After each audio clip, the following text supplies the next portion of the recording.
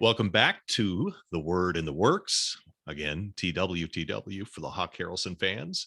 We'll be diving into the first letter of Frankenstein today. I'm Pastor Ben Meyer, and my co-host is Pastor Jason Goodham. And Pastor, what do you think? As we look at this first letter, what are some of the themes that jump out at you that we're going to be seeing throughout the book? Well, you've got the overlapping themes of self-justification and human pride, or you've called it hubris, which I think is just a great category to put it under. That in the name of what I am doing, the way that I do it is excusable. So the ends justify the mean. We also, Shelley, intentionally or unintentionally, she lays down her doctrine of creation in this chapter, and we start to see creation as something to be used and abused and conquered, rather than something to be appreciated in something that declares the glory of God. It's interesting. Now, so the letter begins with this man who is dead set on going north to the North Pole. And he wants to go and discover, and he wants to accomplish, and he wants to have this great fame of being the one who does this thing. And he begins by, well, the letter is a letter to his sister, right? So he's expressing to his sister what he wants to accomplish.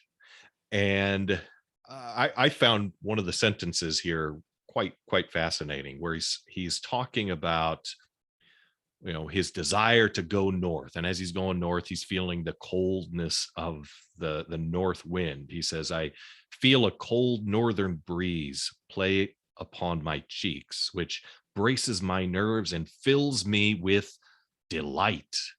Do you understand this feeling?" So this north wind that is bringing cold, normally somebody experiences that, you know this well, you're up in the cold climate of Minnesota, right? You feel that north wind and you're like, oh man. But he's feeling it and he's like, yes, this is great. I'm gonna be going up where it's even colder, and it fills me with delight because I'm gonna go accomplish this thing. It's interesting, isn't it? Yeah, as far as literary symbolism goes, everything that is supposed to be foreboding and dark and almost evil, Walton, the author of the letter, flips it on its head and sees this as an invitation and almost a blessing as he begins his voyage. Yeah. And when he describes the area that he's going to, what do we know about the North Pole? It's really, really, really cold. There's not a whole lot that's going to be there. It's going to be really windy. It's going to be pretty miserable. But he describes it as like basically Eden. I try in vain to be persuaded that this pole is the seat of frost and desolation.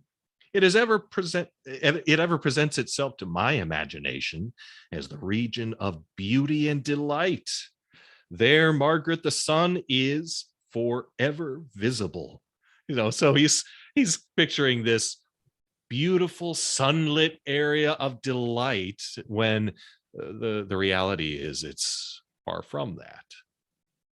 It's far from that. And again, I think you jump into the symbolism of the thing. He a few sentences after that, he has what may not be expected in a country of eternal light. Right. Yes. And this is the pursuit after God without God being present. Walton, aside for some maybe just typical idioms of his day in British, in the British 19th century, he lives in a godless world. And the land of eternal light, again, is something for him to grasp and seize, instead of something that is off limits. There is very much a Garden of Eden vibe starting opening this book. Oh yeah, big time. Yeah. And he describes, perpetual splendor, right? Yeah. uh yeah, so it's interesting. He has this delusional optimism about what he's looking at and what he's heading towards. And I really think that's what it is. It is delusional optimism. It is that, again, hubris about what things will be based on nothing.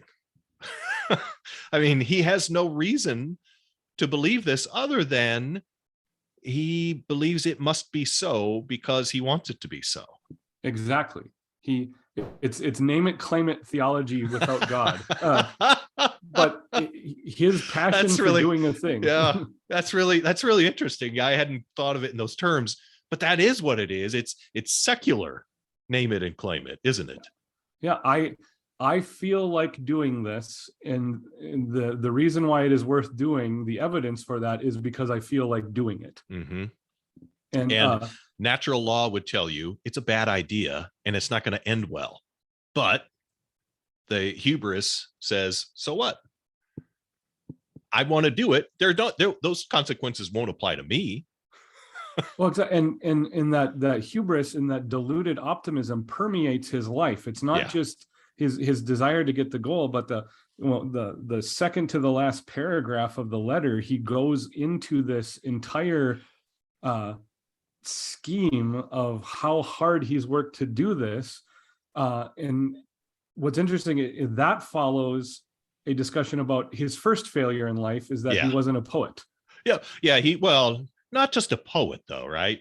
Yeah. He wanted to be named with Homer and Shakespeare.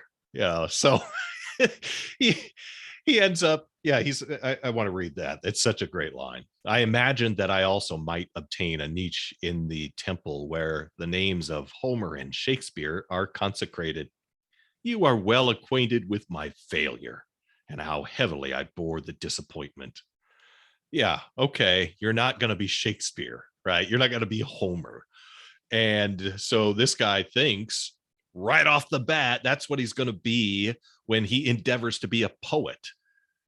And it's not like he works at it for a long time. He gives up on it pretty quickly. For 1 year, right? Yeah, 1 year.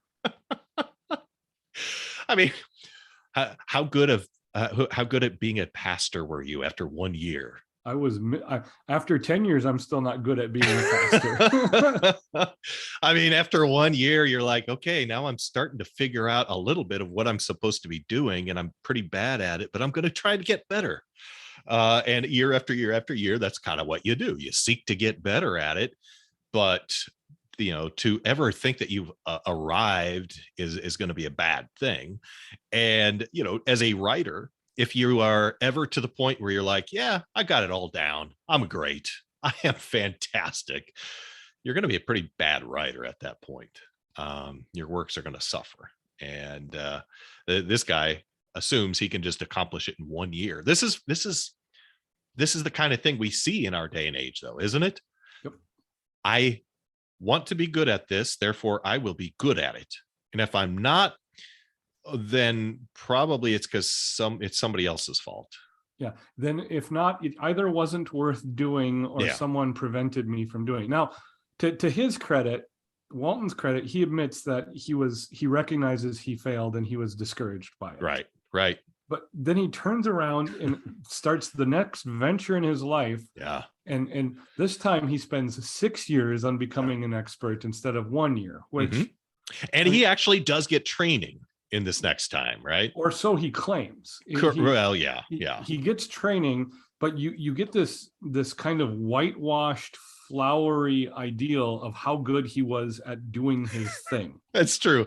Even as he's writing to his sister, he's like, and I was the best one. It's like the little kid that comes home from kindergarten and tells his mom, I was the best student. My teacher loves me, I'm great. And the comical thing of that paragraph is the end where I felt pride that I was offered the second in command. Yes. So the outcome of his training was not that he was an equipped and an established captain of a ship, right? But he got to be first mate. Yes. And again, what does it reinforce? That theme of pride. Yep. So, again, he is, the pride comes through the entire letter. I A couple more sections I want to hit on. One is toward the end of that introduction, where he's talking about his desire to explore and find a new passageway through the North Pole. And he has this arrogance about himself as he's seeking out to do this. But then he says that uh, even if that weren't the case, he's really doing it for the sake of humanity. Supposing all of these conjectures to be true or to be false, you cannot contest the inestimable benefit which I shall confer on all mankind to the last generation by discovering a passage near the pole to those countries to reach which at present so many months are requisite. So he's saying, oh yeah, but I'm doing this great thing, but really it's for the good of humanity.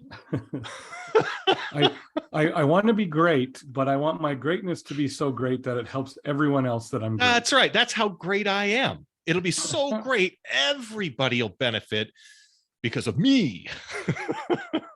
Yeah, it's pretty stunning. He's got the precise opposite view of life that the Apostle Paul had.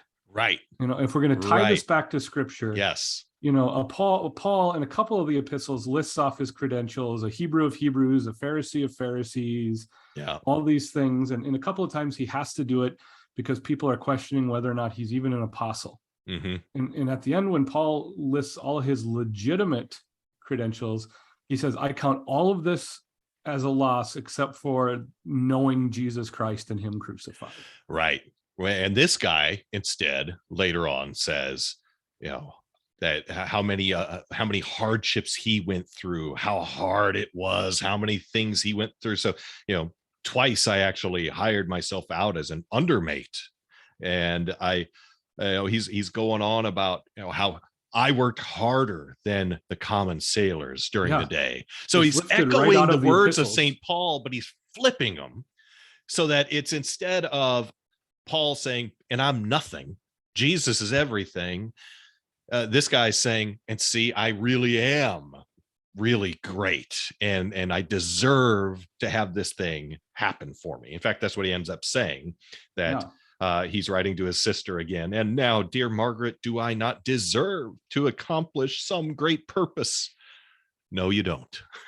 Well, I mean, if you ever watched King of the Hill, the cartoon from the 90s and the early aughts with Hank Hill, there's always this quoted line from that show where he says, as assistant manager of Strickland Propane, I've already reached the top.